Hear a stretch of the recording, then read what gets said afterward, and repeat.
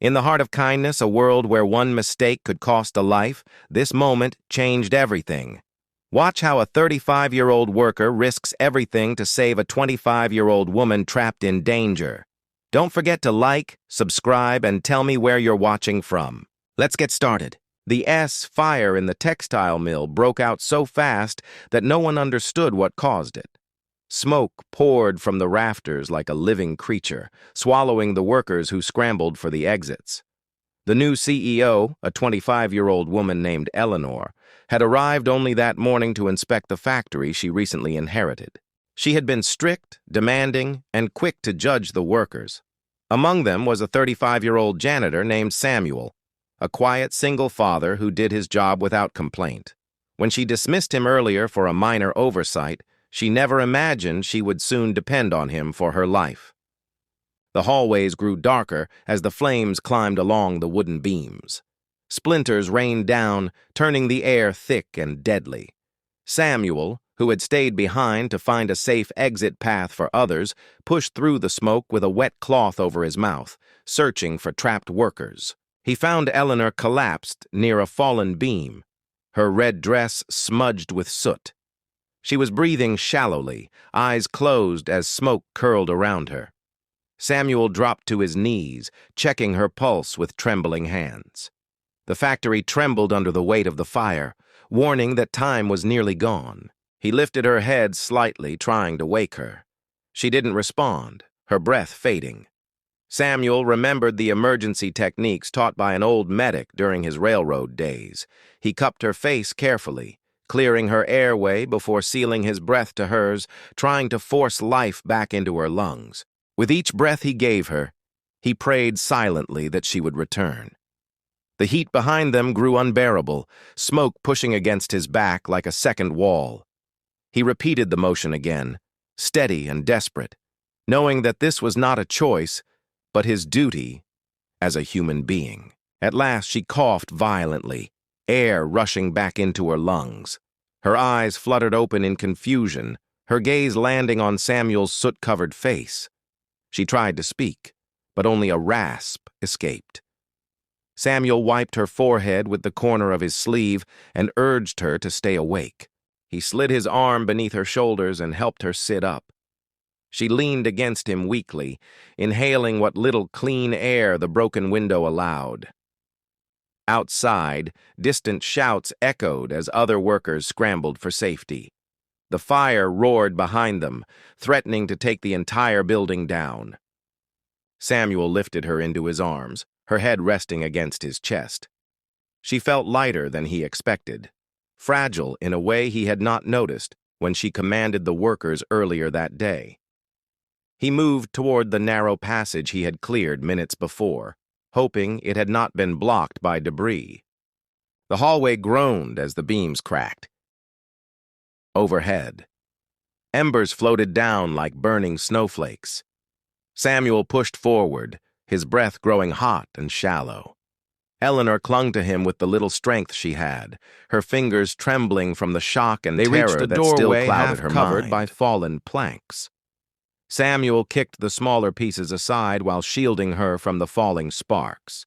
He squeezed through, scraping his shoulder but never loosening his grip on her. More air awaited outside, crisp and cold compared to the suffocating smoke behind them. Eleanor gasped when they reached the outer corridor, leaning her head back to breathe freely. Samuel gently set her down near the last exit, propping her against the wall. Her eyes focused on him with a mixture of disbelief and shame. She remembered firing him only hours before. She tried to speak his name but stopped, realizing she had never taken the time to learn it. Samuel knelt beside her, brushing soot from her cheek. He assured her she was safe now, though the building might collapse at any moment. She reached for his sleeve, a silent plea not to leave her. He lifted her again, carrying her toward the open yard where other survivors waited. As they stepped outside, night air wrapped around them like a blessing. The crackling roar of the burning mill echoed behind them, flames flickering high against the dark sky like torches of warning. Workers rushed over. guiding Eleanor to a safe spot while Samuel sank to his knees, exhausted. She watched him as others tended to her, seeing him clearly for the first time. He had risked everything for her, even after she had taken away the little stability he had. Later, when the fire finally died and the ashes settled, Eleanor sought Samuel out. He was sitting alone by a water barrel, washing the soot from his hands. She approached quietly, humbled by the man she had misjudged so completely earlier. He stood as she neared, unsure what she wanted. She thanked him with a trembling voice, her gratitude woven with apology. Samuel shook his head, saying anyone would have done the same. But she knew that wasn't true. Many had fled, panicked, or been too afraid. He alone had gone back into the flames for her.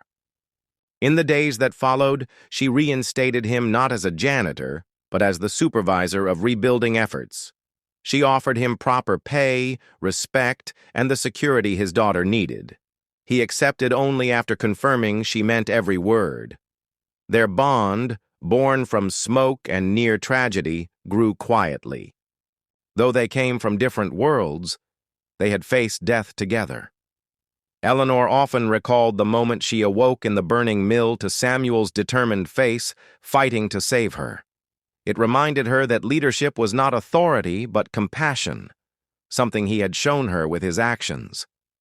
As the rebuilt mill slowly rose from the ashes, Samuel and Eleanor found themselves drawn together by shared purpose.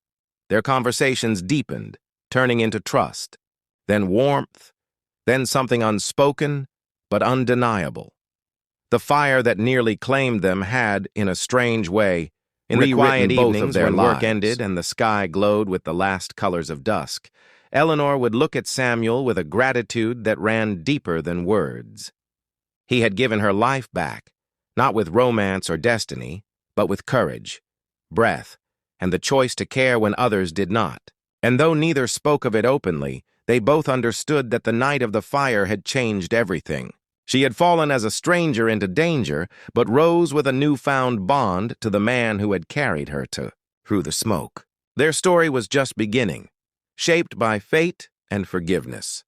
Zoom meeting or something else for, do you want to go get your stuff done and I will be there in about an hour, or short, searching tag like. KR, do you want to go get your stuff done and I will be there in about an hour, or short, searching tag like.